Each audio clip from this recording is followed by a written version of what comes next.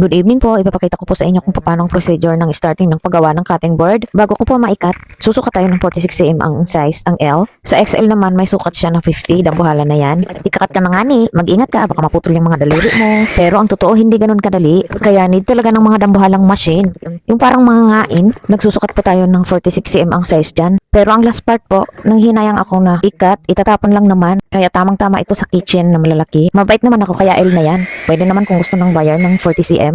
Pero mahaba pa din. Ang normal is 30 cm lang. But for me, 40 cm ang ginagawa ko. Kaya hindi kayo mayaman, ang dami mong free. Gagamit naman tayo ng small machine dyan para pantay-pantay at para makinis pa sa akin. Halos napakalaki ng mga machine dyan. Lalo na ang circular saw.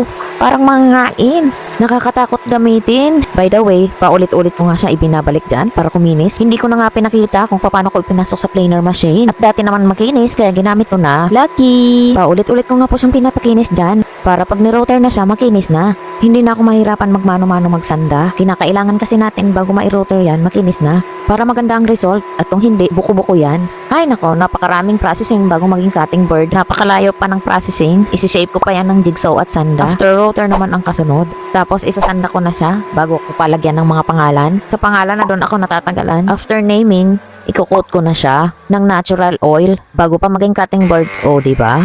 Maproseso. Kaya tanong ko lang po, madali lang po ba ang handmade? Kaya ako na po ang sasagot. Napakahirap, tiyagaan lang po. Ito na nga po, sinasanda ko siya para makinis. Salamat po sa mga order niyo.